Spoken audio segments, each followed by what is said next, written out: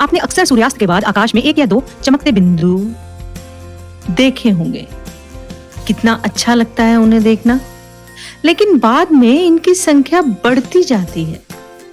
आप उनकी गणना नहीं कर सकते। संपूर्ण आकाश छोटी छोटी चमकदार वस्तुओं से भर जाता है, जिनमें से कुछ चमकीले होते हैं और कुछ धुंधले से चमकीले होते हैं।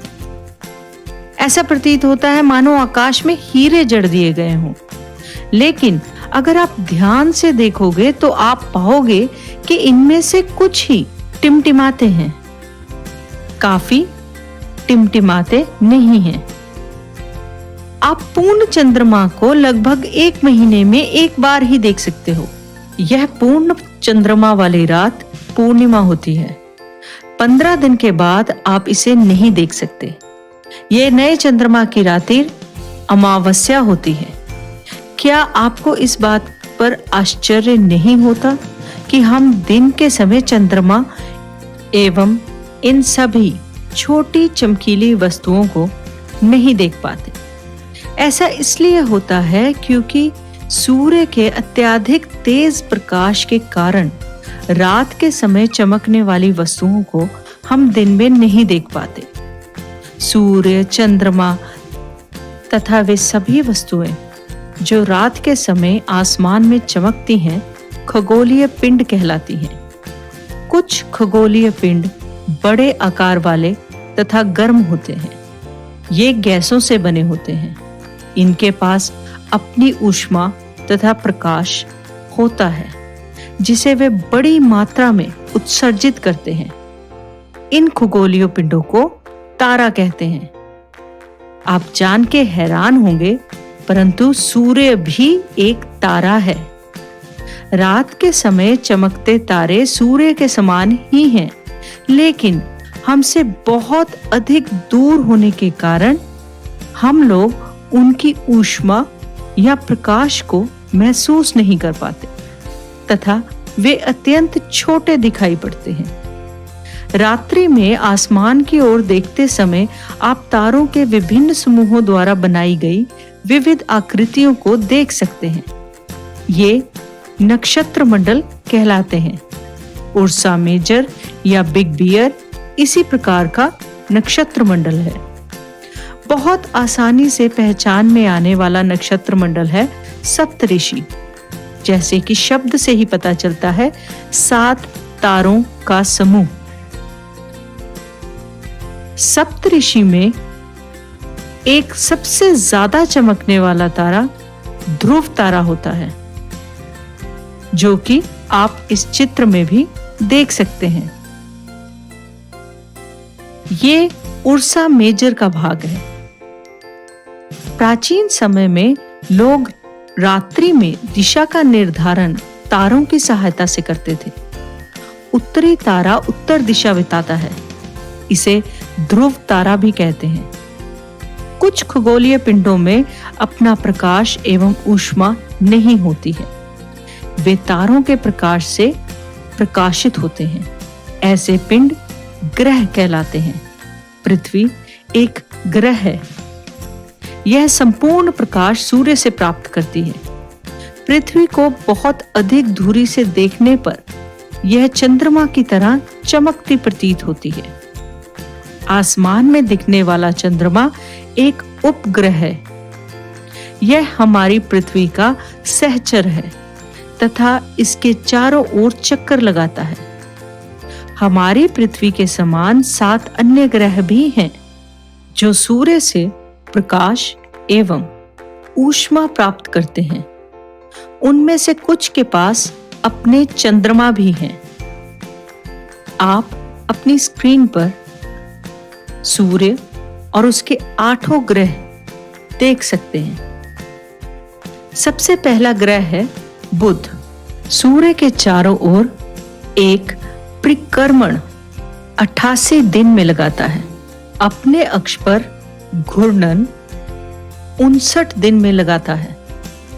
बुध के बाद हम चलते हैं शुक्र पर। सूर्य के चारों ओर यह अपना परिक्रमण 255 दिनों में पूरा करता है। अपने अक्ष पर घूर्णन 243 दिन में पूरा करता है। शुक्र से चलते हैं सबकी प्यारी पृथ्वी पर। यह सूर्य के चारों ओर एक परिक्रमण 365 दिनों में पूरा करती है और अपने अक्ष पर घूर्णन एक दिन में। पृथ्वी के बाद हम चलते हैं मंगल पर। सूर्य के चारों ओर एक परिक्रमण 687 दिनों में पूरा करता है और अपने अक्ष पर घूर्णन एक दिन में। यहां पर चंद्रमा की संख्या 2 है। मंगल के बाद आता है सबसे बड़ा ग्रह, जो कि है बृहस्पति। सूर्य के चारों ओर एक परिक्रमण 11 साल 11 महीने लगभग 12 सालों में लगाता है और अपने अक्ष पर घूर्णन 9 घंटे और 56 मिनट में लगाता है। बृहस्पति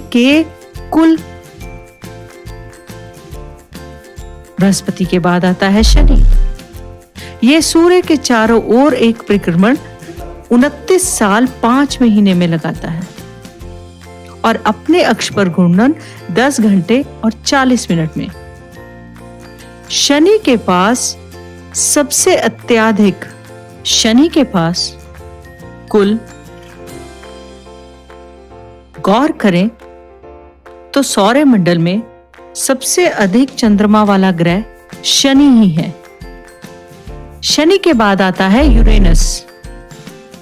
यूरेनस सूर्य के चारों ओर एक परिक्रमण 84 साल में लगाता है और अपने अक्ष पर घूर्णन 17 घंटे और 14 मिनट में।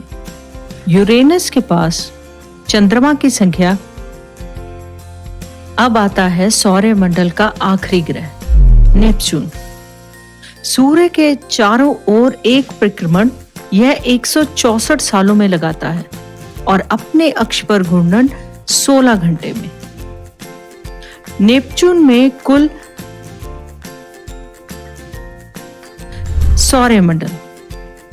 सौरमंडल में सूर्य, 8 ग्रह, उपग्रह तथा कुछ अन्य खगोलीय पिंड जैसे क्षुद्र ग्रह, उल्का पिंड, ये सब मिलकर सौरमंडल का निर्माण करते हैं और इस सब को हम सौर परिवार का नाम देते हैं, जिसका मुखिया सूर्य है। सूर्य सौरमंडल के केंद्र में स्थित है। यह बहुत बड़ा है तथा अत्यधिक गर्म गैसों से बना है। इसका खिंचाव बल इससे सौरमंडल को बांधे रखता है। सूर्य सौरमंडल के लिए प्रकाश एवं ऊष्मा का एकमात्र स्रोत है, लेकिन हम इसकी अत्यधिक ऊष्मा को महसूस नहीं कर सकते, क्योंकि सबसे नजदीक का तारा होने के बावजूद यह हमसे बहुत दूर है। सूर्य पृथ्वी से लगभग 15 करोड़ किलोमीटर दूर है। ग्रह। हमारे सौरमंडल में 8 ग्रह हैं। सूर्य से दूरी के अनुसार ये हैं बुध, शुक्र, पृथ्वी, मंगल, बृहस्पति, शनि, यूरेनस तथा नेपच्यून।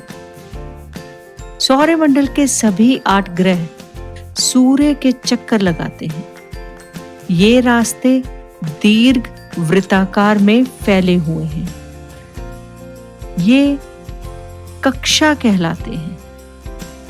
शुक्र को पृथ्वी का जुड़वा ग्रह माना जाता है, क्योंकि इसका आकार एवं आकृति लगभग पृथ्वी के समान है। अभी तक ग्रहों की सूची में प्लूटो को भी डाला जाता था, परंतु अंतरराष्ट्रीय खगोलीय संगठन ने अपनी बैठक में 2006 में यह निर्णय लिया कि कुछ समय पहले खोजे गए अन्य खगोलीय पिंड तथा प्लूटो बौने ग्रह कहे जा सकते हैं।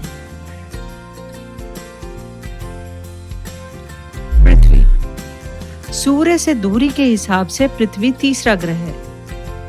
आकार में यह पांचवा बड़ा ग्रह है। यह ध्रुवों के पास थोड़ी चपटी है। यही कारण है कि इसके आकार को भू आब कहा जाता है। भू आब का अर्थ है पृथ्वी के समान आकार। जीवन की सभी अनुकूल परिस्थितियां संभवतः केवल पृथ्वी पर ही पाई जाती हैं। वायु में जीवन के लिए गैसें जैसे ऑक्सीजन मौजूद है। पृथ्वी ना अधिक गर्म है ना ठंडी। इन्हीं कारणों से पृथ्वी सौरमंडल का सबसे अद्भुत ग्रह है। अंतरिक्ष से देखने पर पृथ्वी नीले रंग की दिखाई पड़ती है क्योंकि इसका 2/3 भाग पानी से ढका है। इसलिए इसे नीला ग्रह भी कहा जाता है। चंद्रमा। हमारी पृथ्वी के पास केवल एक उपग्रह है। इसका व्यास पृथ्वी के व्यास का केवल 1/4 है। यह इतना बड़ा इसलिए प्रतीत होता है क्योंकि हमारे ग्रह के अन्य खगोलीय पिंडों की अपेक्षा यह अधिक नजदीक है। चंद्रमा पृथ्वी का एक चक्कर लगभग 27 दिन में पूरा करता है। लगभग इतने ही समय में यह अपने अक्ष पर एक चक्कर पूरा करता है। इसके परिणाम स्वरूप पृथ्वी से हमें चंद्रमा का केवल एक ही भाग दिखाई देता है। क्षुद्र ग्रह। तारों, ग्रहों एवं उपग्रहों के अतिरिक्त असंख्य छोटे पिंड भी सूर्य के चारों ओर चक्कर लगाते हैं। इन पिंडों को क्षुद्र ग्रह कहते हैं। यह मंगल और बृहस्पति की कक्षाओं के बीच है। वैज्ञानिकों के अनुसार क्षुद्र ग्रह ग्रह के ही भाग होते हैं जो कि बहुत वर्ष पहले विस्फोट के बाद ग्रहों से टूटकर अलग हो गए।